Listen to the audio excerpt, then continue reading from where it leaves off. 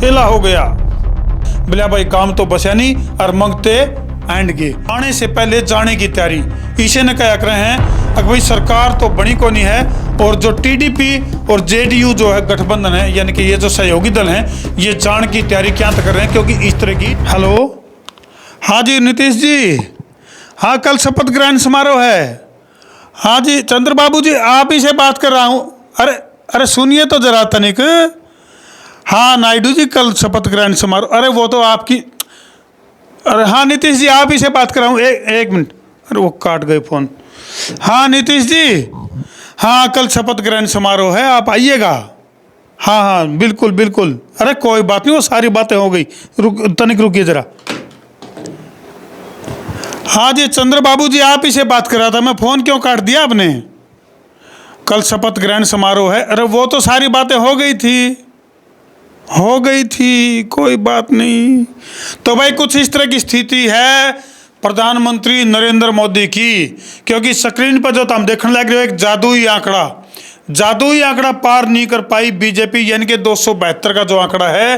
फिलहाल भारतीय जनता पार्टी यानी कि एनडीए के पास जो सुपर आंकड़ा होया करे, जो सरकार बनाने का आंकड़ा है, वो एनडीए के पास जरूर है।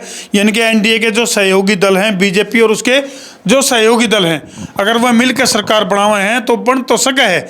लेकिन फिलहाल जो मामला चल रहा है वो कयामत भरा चल रहा है, और आज की रात कयामत की रात है। वो क्यों है तरतीब बता दूं भाई। टीडीपी की बात करें या जेडीयू की बात करें, यानी कि एक तरफ चंद्रबाबू नायडू की बात करें तो दूसरी तरफ नीतीश कुमार की बात करें, तो भाई वह लगातार प्रेशर बना रहे हैं। और कुछ इस तरह की एक रिपोर्ट भी वायरल हो रही है। अगर भाई चंद्रबाबू नायडू यानी कि जेडीयू की बात करें या टीडीपी की बात करें तो बहुत सारे महत्वपूर्ण पद मांगे जाने लग रहे हैं। कंडीशन अप्लाई कर दी गई है।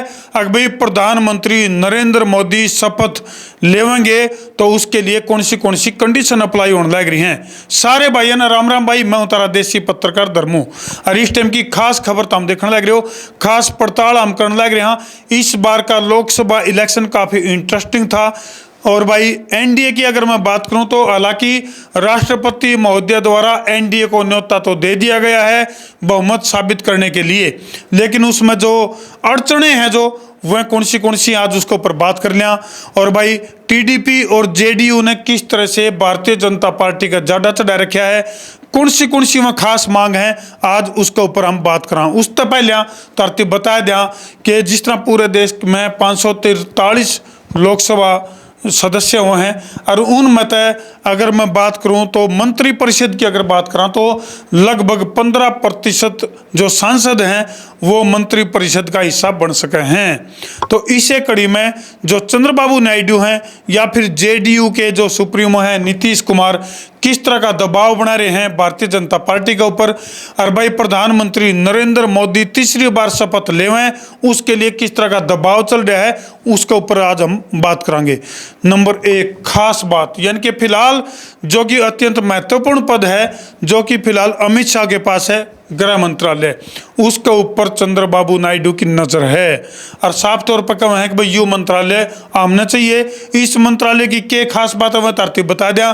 गृह मंत्रालय जिसका दौरा सारे देश की पुलिस का तंत्र हुआ है, इसका गिले गिले अर्धसैनिक बल की बात करा, सीबीआई की बात करा, यानी कि पूरा का पूरा पावर की बात करा तो गृह मंत्रालय के पास है, जिसकी डिमांड का एक जो पर्चा है वो वायरल हो रहा है। जिस तरह से बागेश्वर धाम वाला पर्चा दिखाया कर नहीं भाई, ठीक इसी तरह से कुछ पर्चे इस तरह के वायरल हो रहे हैं। आज सोशल मीडिया में बहुत तेज रफ्तार से इस तरह की चीज़ें वायरल हो रही हैं। इसका अगले अगले मिनिस्ट्री ऑफ फाइनेंस की अगर मैं बात करूं, यानी कि जिसके तहत ईडी आवे है, वित्त मंत्रालय की बात करूं तो उसकी डिमांड भी करी जाने लग रही है। मिनिस्ट्री ऑफ फाइनेंस यानी कि वित्त मंत्रालय के पास किसी भी राज्य को विशेष राज्य का दर्जा देना या फिर विकास के लिए ज़्यादा से ज़्यादा फंड देना, यानी कि ठीक वही काम हो गया भाई। ठार का मालिक जब अपना घर का मानस हो तो भाई जितने मर्जी लाडू दे दे। और ये डिमांड क्यों करी जाने लग रही है, क्योंकि भाई टीडीपी की बात करा और जेडीयू की बात करा तो दोनों की सीट मिला के 16 और 12 यानी कि 28 सीट बने हैं, जो कि अगर विपक्ष में शामिल हो जाए यानी कि यूपीए या इंडिया गठबंधन की अगर मैं बात करूं, अगर ये नीतीश कुमार और चंद्रबाबू नायडू नुन्ने चले जाए हैं तो भाई सरकार बन जाएगी इंडिया गठबंधन की। तो इसी के चलते कुछ प्रेशर ग्रुप तैयार कर दिया गया है।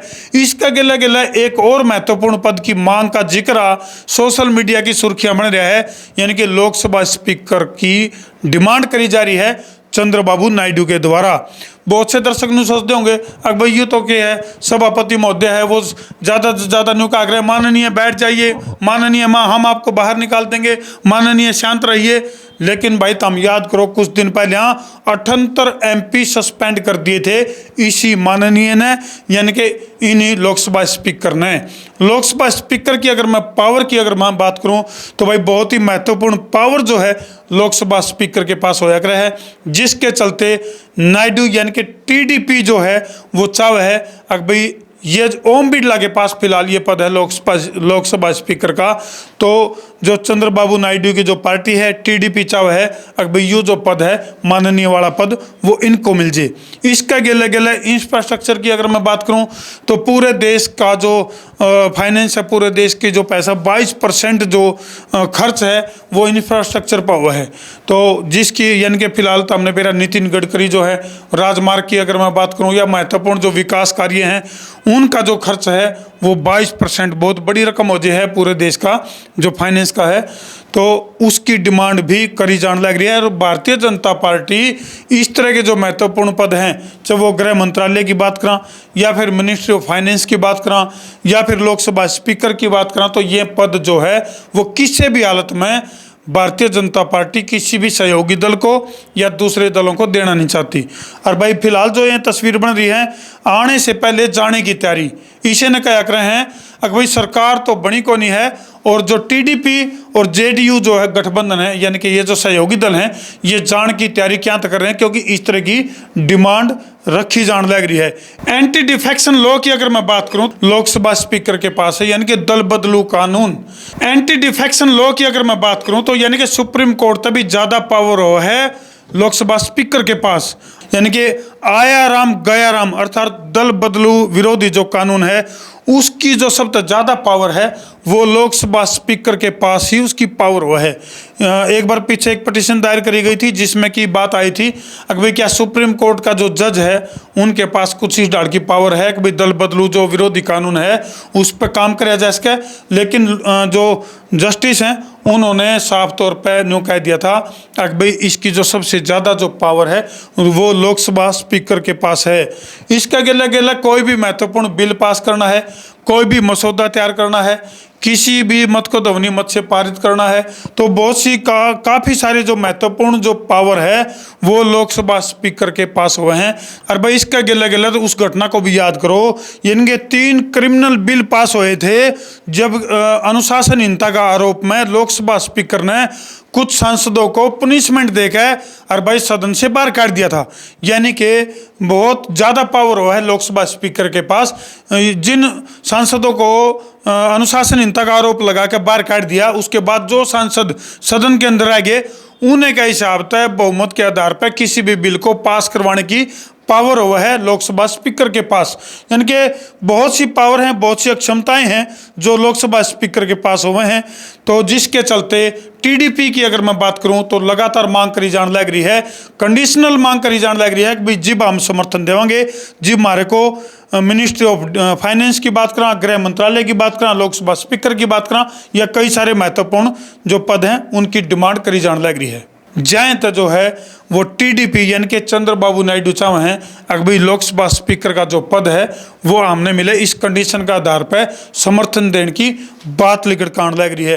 और भाई लोकसभा स्पीकर की पावर का अंदाजा तुम उस टाइम भी लाओ जब 1998 में अटल बिहारी वाजपेयी की जो सरकार है वो 1 वोट तक गिर गई थी। वो दिन भी याद करो जब जो है जीएमसी बालियोगी स्पीकर होया कर दे, और उस टाइम पे जो गिरधर गोमांग है वो मुख्यमंत्री मंत्री थे उड़ीसा के, लेकिन उन्होंने अपने सांसद पद से इस्तीफा नहीं दिया था। इसलिए एक पर्ची जो है वो जीएमसी बालयोगी ने एक पर्ची थमाई थी किसी को, उस पर्ची के ऊपर बवाल हुआ था और स्पेशल जो है मुख्यमंत्री गिरधर गोमांग को वोट डालने के लिए स्पेशल न्योता दिया गया था। यह हुआ है लोकसभा स्पीकर की पावर, जिसके चलते भारतीय जनता पार्टी काफ़ी असमंजस में है। और भाई बहुत बड़ा सवाल है कि प्रधानमंत्री नरेंद्र मोदी फिलहाल जो है तीसरी बार शपथ ले पाओगे अगर नहीं ले पाओगे।